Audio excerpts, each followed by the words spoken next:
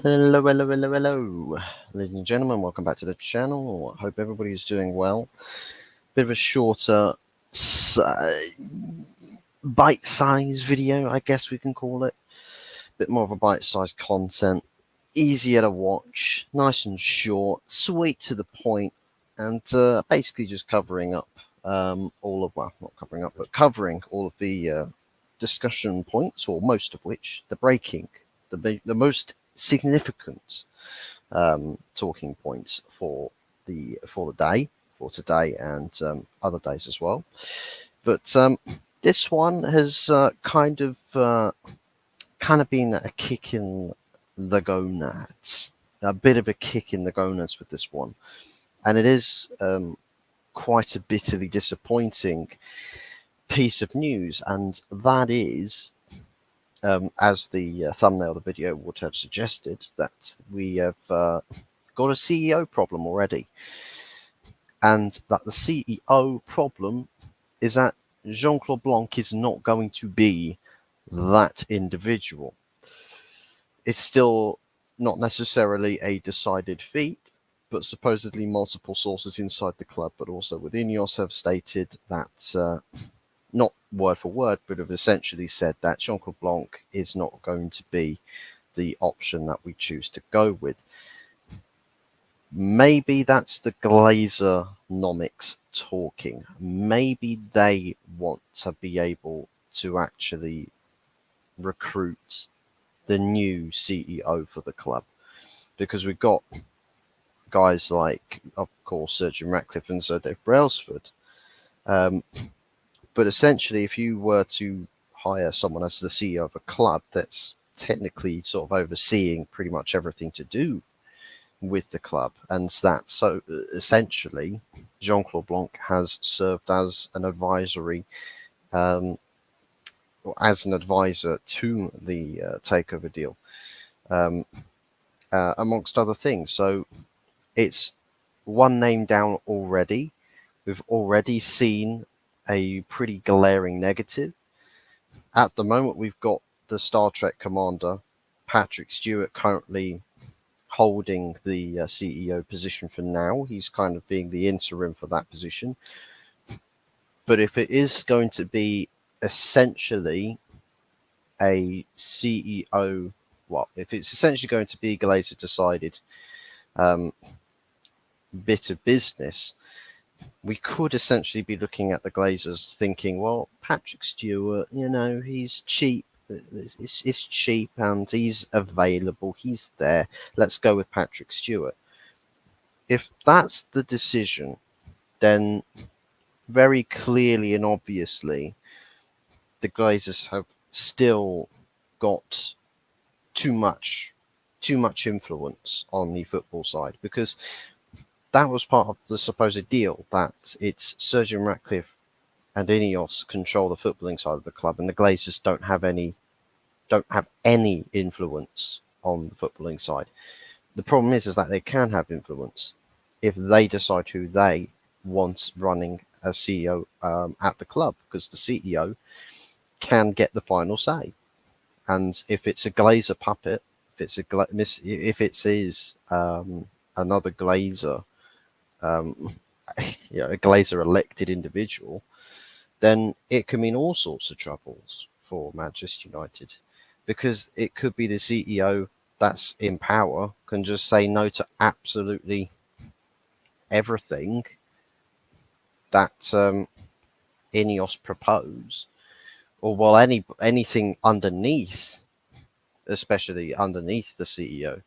If the CEO just says no to absolutely everything that isn't then Glazer advised, because the Glazers can still say to the CEO, if we got this going on, well, I recommend this, I recommend that, and the CEO can say to his feedback to the people doing the jobs, oh well, these guys they've said this, so if we can sort of angle towards that, angle towards what they're saying, that's essentially it. It's like an intermediary.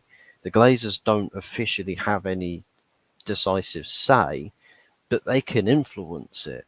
and that would be maintaining a structure of power. So the CEO appointment would be that Jean-Claude Blanc would be the Ineos guy, would be the Sir Jim Ratcliffe appointee, and then everybody else below that would be expertised in whatever field of work it is.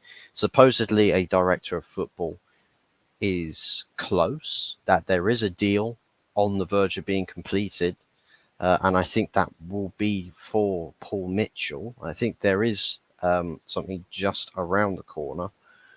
Um, so there are things that are positives. There are things that are positives, but this piece of news just tells me that the Glazers will want to try and keep as much of that power as possible, and they'll find ways, essentially, to cut corners to do it, to cheat the system that they've imposed as part of a deal.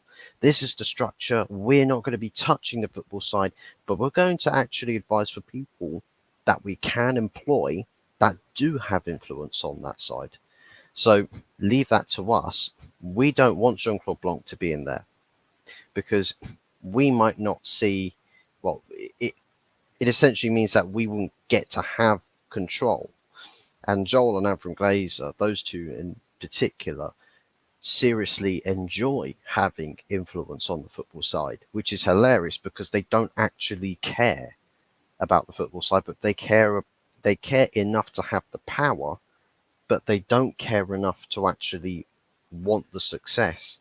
That to me screams a message of we are deliberately trying to bury this club. You could read it any other way that you want. For me, it reads that the Glazers are actively trying to find ways in which they can influence the club and still disable this club. And if they get their way, I'm sorry, but Sir Jim Ratcliffe, Ineos, stick whatever money you want on the table, we're never going to be successful again. Never, ever, ever. Because the Glazers would be trying to get us away from it. So maybe we'll sneak a trophy here or there, but that's nowhere near adequate. There is absolutely nowhere near adequate. So, you guys let me know what your thoughts are about this Jean-Claude Blanc news. Because for me, I think he would have been a fantastic appointment for that position. And he would have been exactly what this club needs in that position as part of what I believe is a necessity in clearing or killing this current club culture to instill a new one, instill a fresh one that prioritizes football, prioritizes the betterment of the club, and prioritizes trophy accumulation. And we need to be accumulating trophies. We need to be winning something every single year. And we're not doing that. We're nowhere really anywhere near doing that. So there's a huge amount of changes that need to happen. And if the Glazers have too much influence or influence over the CEO, whilst we need to undergo those sorts of changes, we could actually add another 10 years onto any sort of rebuild with any sort of plan. Add 10 years onto it because the Glazers, they'll keep someone there that is essentially a puppet to the Glazers and is there to almost overrule influence from Sir Jim and Ineos because they probably still don't have the final say as to an action on the club. So maybe there could be a breakdown in business relations between the Glazers and Ineos. There could be, because if it is a Glazer appointed CEO that is not good at their job, you could have a butting of heads because if you could have guys like Dan Ashworth and Paul Mitchell working below someone like a Patrick Stewart. And Patrick Stewart, if he's doing all the Glazer decisions, these two working below him are going to be like, well, what are you doing? What are you doing? That's not the best way to do things at a football club. And Patrick Stewart would just like, well, listen, I'm your boss. If you don't agree with me, I'm more than happy to see you out the door. Like it's disaster settings. It is absolutely disaster settings because, like with how the toxicity has plagued this club from the top down,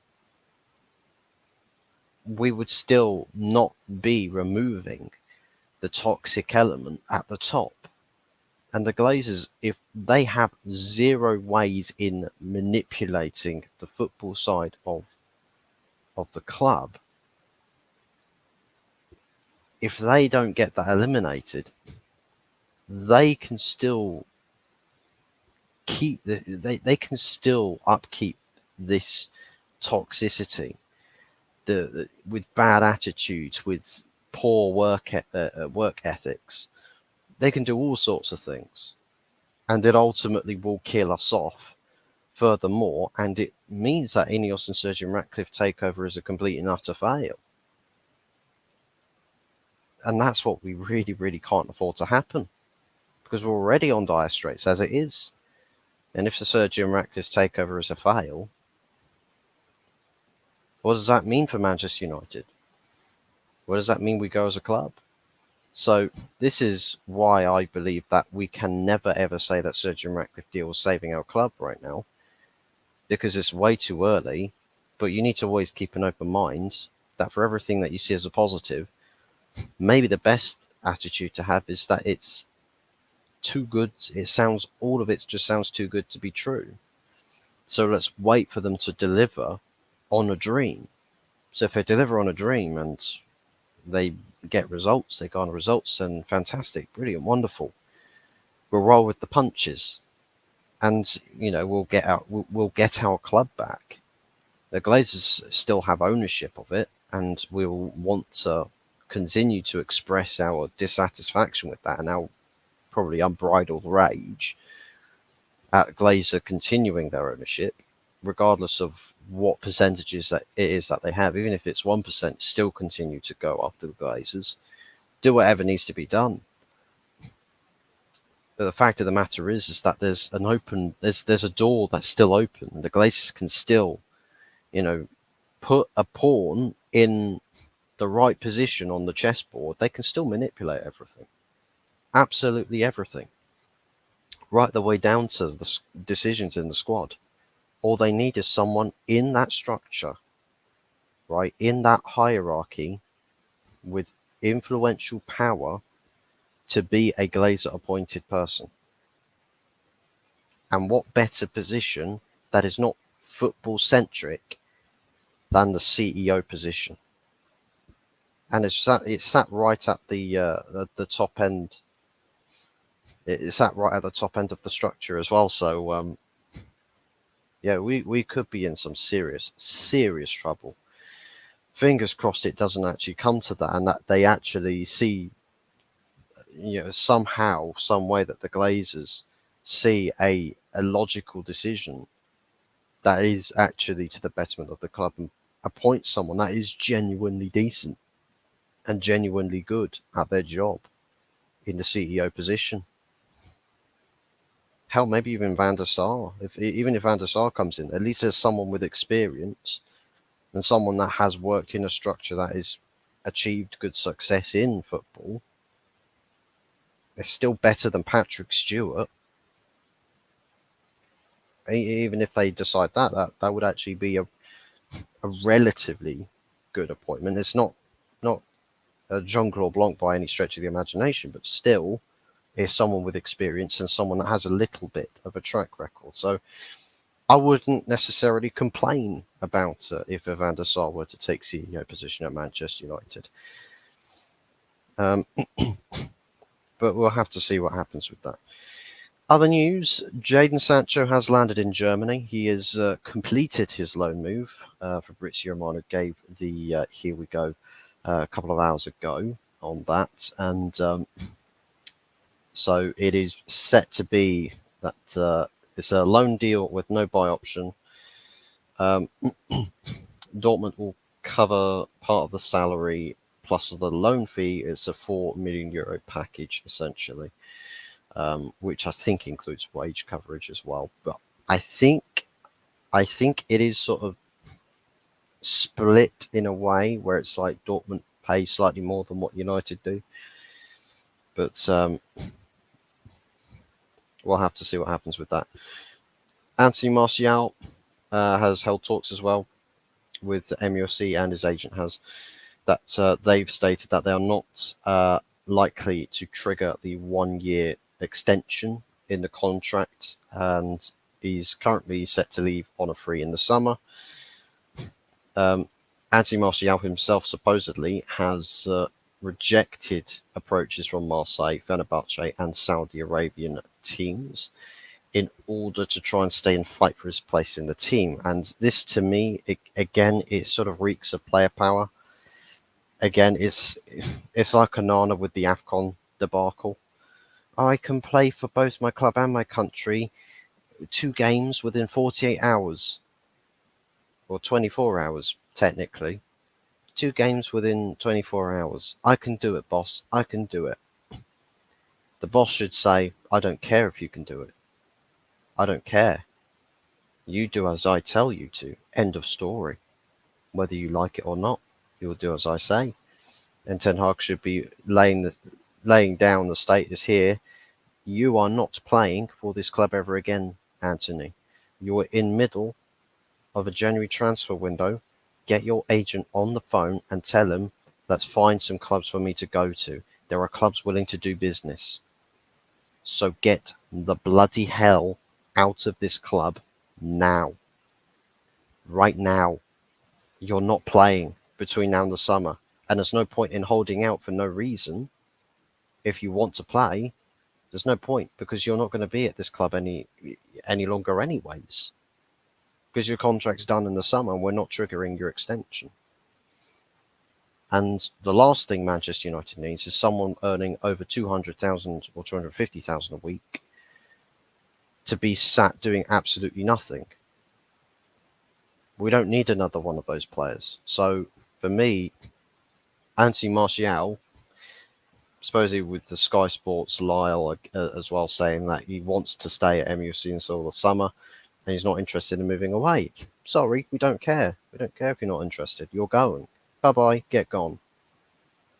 Manchester United Football Club is bigger than you. Yeah? We're bigger than you. You are not Mr. Manchester United. You don't decide your fate. The club decides your fate. It's up to you to make the best of it. Make the best of the cards you are dealt. That's why you have an agent who's meant to look after you, who's meant to read these cards out to you that are dealt on your table in front of you. That's meant to advise you, like your advocate. He is there to recommend your next move, right? Because that's part of the best interests of your player client if you are a football agent. So, for me, he's got to be kicked out. He has absolutely got to be kicked out. So having a look in other news as well. Facundo Pellistri linked with PSV Eindhoven.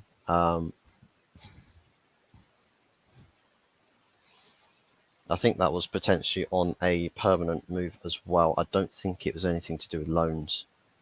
He's got 18 months left on his contract, and the club have got the option to extend for a further year, but I doubt that they'll want to do that. Hannibal is nearing a move to Sevilla as well. The loan deal, that is. Everton were interested. However, the player has stuck with his guns with his preference in joining Sevilla. This loan deal option is likely to include a buy option and also include a buyback clause if the deal should become permanent. So if Sevilla buy the player, we will actually have the option to buy him back at a fixed fee. Whether they've got those fees sort of organised, I think they might have to sort of negotiate what kind of fees would be realistic in those cases. We'll have to see. We'll have to see. But for me, a fairly good loan a loan deal for Hannibal Mabry. My only concern, really, with any players of ours going out on loan is, are they getting the minutes wherever it is they go? I'm not really too sure, to be honest. I don't know if there is going to be a fair distribution of minutes in favour of the loanee players. But fingers crossed that it does work out, and let me know what you guys think about that. Do you think it's a good loan deal there for Hannibal? Good loan option? Do you think we'll get good returns on Hannibal Mabry should he go out on loan to Sevilla? Do be sure to drop those comments down in the comment section as well. Along with another piece of news regarding Sofian Amrabat. It is a loan deal that he's currently on at Manchester United. And the current standing on the club with Sofian Amrabat is that he's not going to be staying, that he's going to be returning to Fiorentina in the summer, and that the club are not necessarily the most impressed with him. To be honest, given current circumstances with the squad and with the way in which this team has sort of played this season, I don't think there's really a justifiable way in really delivering fair criticism on players that have just come into this mess. The guys that have been here for the longest time, we can absolutely criticize them, but is less justifiable in criticizing the overall ability of a player that they've come into this system, into this team with the way things currently are, and saying, no, these guys are absolute wasters, get rid of them. Unless you have a track record of that of Andre Onana, who so far has caused us an unbelievable amount of damage to our season with the way in which he's gone about his goalkeeping duties. And not great if you're someone like an Andre Onana. As far as Rasmus Højlund goes, he does need improvement. Of course, he does need some improvements. Sofian Amrabat, I feel like he's not really shown his best, but we know that there are team setups that we could utilize on match days that would see a good return from Sofian. I think there are ways in which we can get better from Sofian Amrabat, but we are not exploiting that. We're not doing what's necessary in order to see those sorts of results. So, would I say that's a fair thing to do? I believe that there is fairly justifiable variables to this. But if Sofian Amrabat is not going to be staying at Manchester United and that he's going to go back to Fiorentina, send Scott McTominay with him, please. Send Scott with him. He's not fit to wear a United shirt. Sorry. You can run, you can... I mean, do you know what?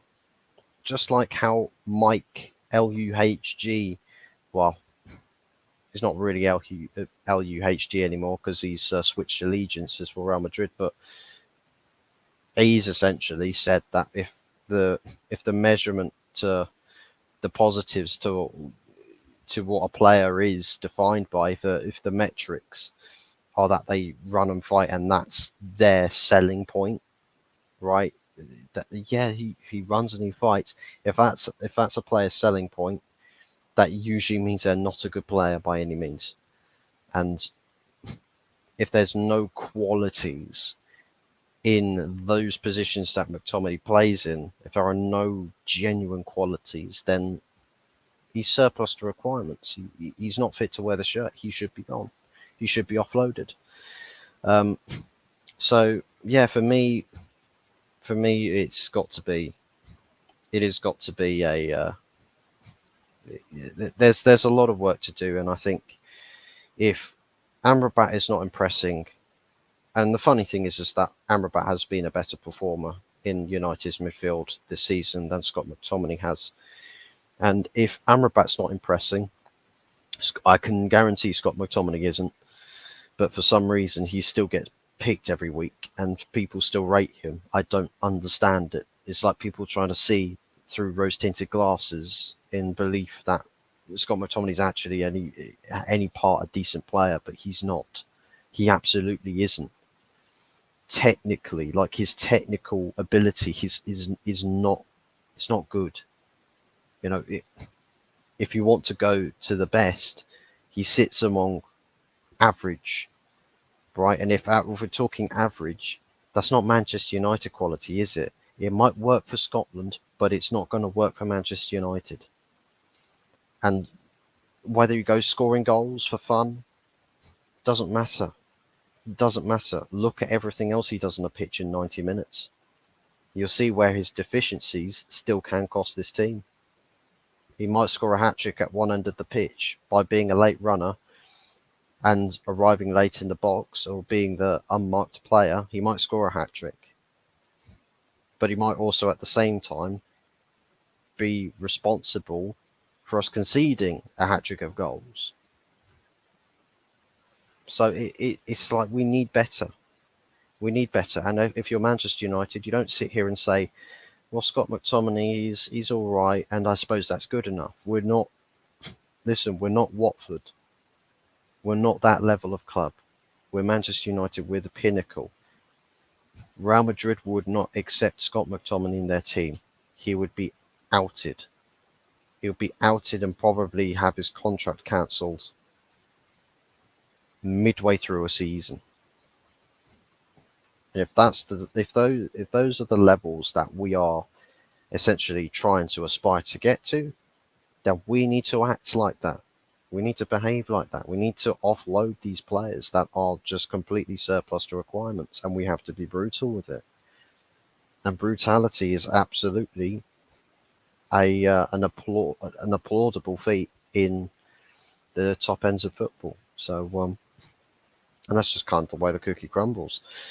But let us know what you think about the topics of today's video in the comments section.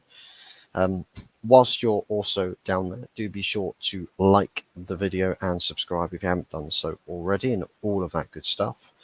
Tomorrow, 10 p.m. on, I believe it's Wolfgang Division's channel, we've got, I'll be live on a show there. That is 10 p.m. in local time here, or GMT. I believe it's GMT. BST is not around at the moment, but GMT 10 p.m. tomorrow night. We'll be featuring on Wolfgang Division's channel. It'll be me, Jez, and Kenny Ken featuring on that channel. So do be sure to tune in for that, and do not miss it. Make sure you don't miss it. Then the day after that, on the Friday, it is Tottenham Hotspur preview. Friday night, that will be, I believe, it is 9 p.m. I think it's 9 p.m.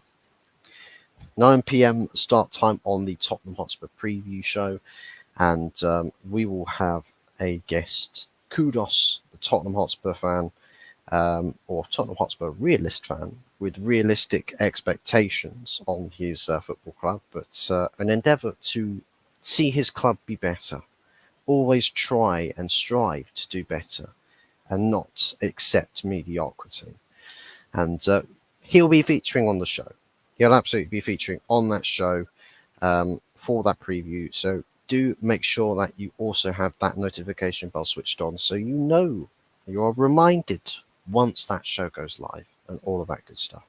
Anything else breaking across tomorrow, hell, maybe if there's something massive that breaks this evening, maybe I'll put out a flash video regarding that topic as well. We'll have to see what happens. Anything can happen, January transfer window, but we're just having to sort of wait and see at the moment. So yeah, that's it from me for tonight. Big ups to everybody. Thank you very much for watching, and big ups to everybody who does like, and anybody that is new to the channel. And does decide to describe, I'll describe the subscribe to you to help you make that decision. But yeah, please, if you are new to the channel, do be sure to subscribe and all of that good stuff. We will be seeing you back here again on Friday on this channel, at least. Definitely on Friday 9 p.m. on the other channels at 10 p.m. Thursday night, which is tomorrow night, and potentially earlier on in the day if there are other breaking stories as well. So keep your eyes peeled, ladies and gentlemen. That's it from me for tonight. Thank you very much for watching, and we'll see you on the next one. Take care for now, and ta-da, ta-da.